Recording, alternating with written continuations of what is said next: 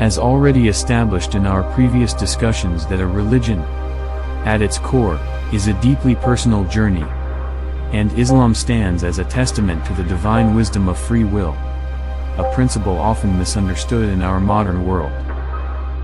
Today, we'll explore how Islam champions freedom of choice in faith, worship, and belief, and how Prophet Muhammad's, peace be upon him, life exemplified this profound principle.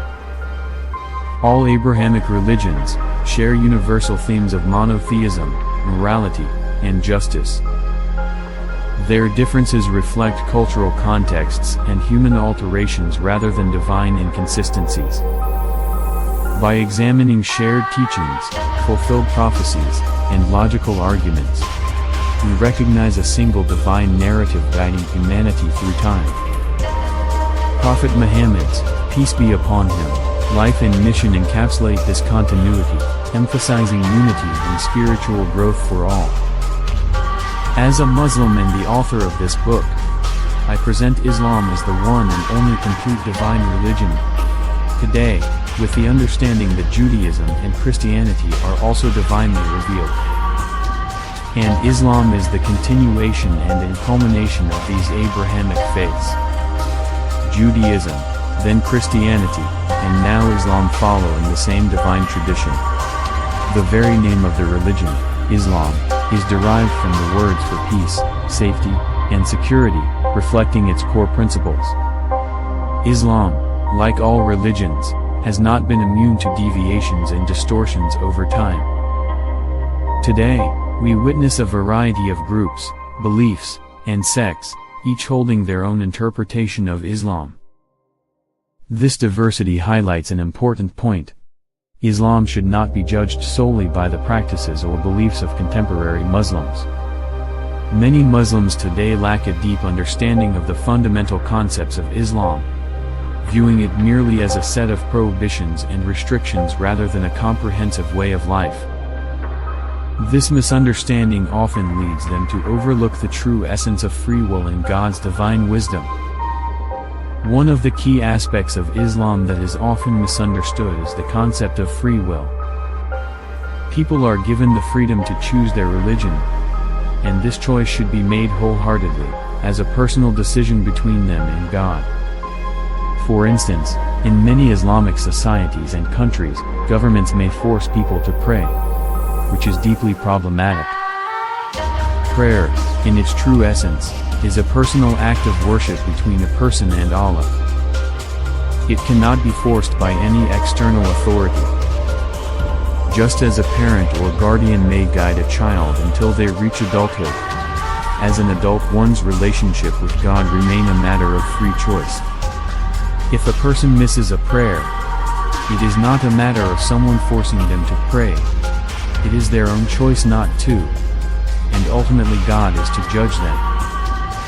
The fundamental purpose of prayer is to acknowledge and recognize the Almighty as the one to be worshipped, and it should be done sincerely for Allah alone. If someone is forced to pray by an authority, their prayer ceases to be for Allah, but instead becomes an act of compliance with the force, which is essentially a form of shirk, associating partners with Allah.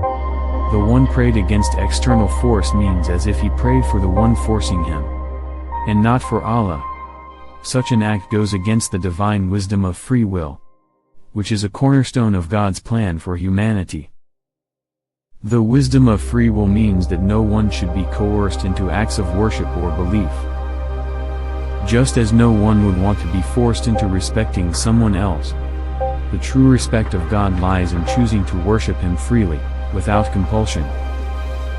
This is not only a matter of personal faith but also of maintaining the dignity of the individual in their spiritual journey. Forcing someone to pray or worship diminishes the sincerity and authenticity of the act. Ultimately, Islam's teachings are about acknowledging Allah voluntarily, and no worldly power should intervene in this deeply personal relationship, unless there is a harm being caused to others or society at large. Prophet Muhammad's demonstration of religious freedom. Throughout his life, Prophet Muhammad exemplified that religion should never be enforced but embraced with free will and an open heart. One of the most striking examples of this was when he took over his hometown, Makkah, from his enemies and the enemies of Islam. Despite their previous attempts to kill him and their role in forcing him to migrate from his home, Prophet Muhammad, peace be upon him, declared peace for everyone in Makkah, ensuring that all individuals were free to practice their own religions without interference. Even those who had plotted against him were granted safety and freedom to live in peace. This moment of forgiveness and magnanimity showcased the true spirit of Islam, one rooted in compassion and understanding rather than coercion. Another instance that illustrates this principle is the Battle of Khaybar. After the victory over his enemies, Prophet Muhammad assured the Jewish tribes of their safety, allowing them to continue practicing their religion. The only condition was that, as they were now living under the jurisdiction of the state of Medina, they were required to obey state laws and pay the Kharaj tax as citizens. This tax was similar to the zakat and khums that Muslims were obligated to pay, except it was purely civic for non-Muslims, whereas for Muslims and called zakat, these were acts of religious devotion. These examples, drawn from the teachings of both the Quran and the actions of the Prophet, make it evident that Islam is a religion of free will, often misunderstood by both Muslims and non-Muslims alike. Islam advocates for the freedom to choose one's faith, and no one should be forced to adopt or abandon a belief.